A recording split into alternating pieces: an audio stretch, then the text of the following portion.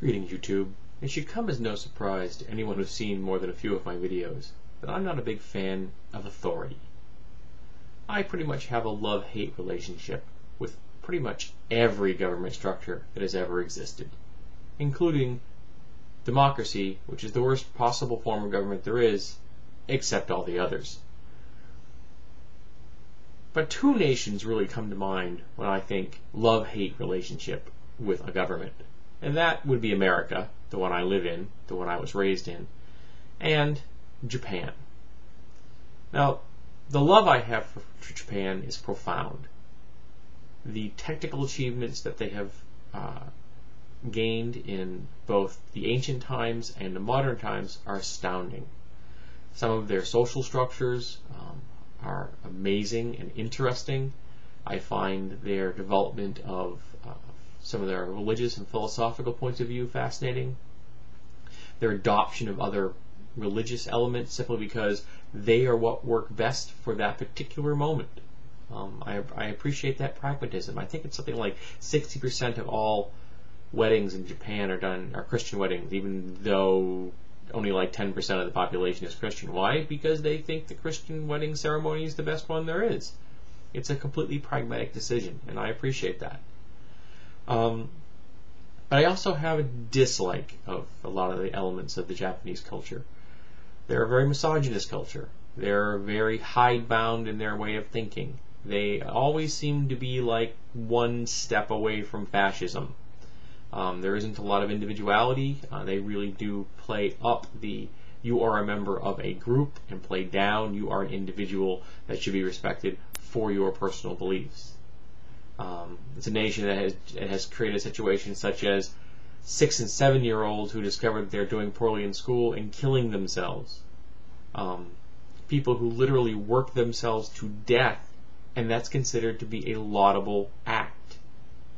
So yes, there are things about the culture that I don't like. The fact that the government has never really come out and said, yeah, you know, we did some horribly atrocious things during military conflicts in the past. You know, maybe we shouldn't have invaded other countries. The rape of Nanking, of course, would be the most obvious event such as that. Very few of the people who were involved in that have ever come forward and apologized and tried to make amends to the Korean people. And in fact, quite a few of the people that were part of that atrocity, and that's what it was, an atrocity, went on to a career in the Japanese government itself. And as I've often pointed out in the past, when one of the people that did the most to help save Korean women during that atrocity was a Nazi, maybe your government is in the wrong when the Nazis are the good guys.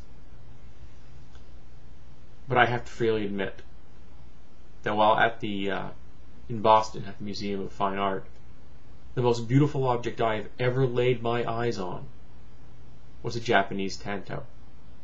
It was just the blade. There was no fittings, no guard, no grip, no nothing. Just a blade suspended against a piece of glass so it just kind of floated in the air in front of me. And I was captivated, enraptured. My friends had to literally drag me away from the display because I wouldn't leave.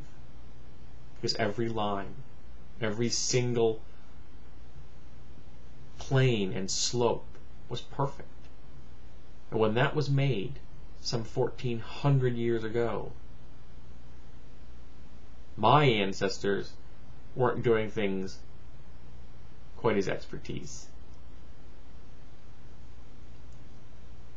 But I can't say I'm happy with a lot of the things the Japanese government does.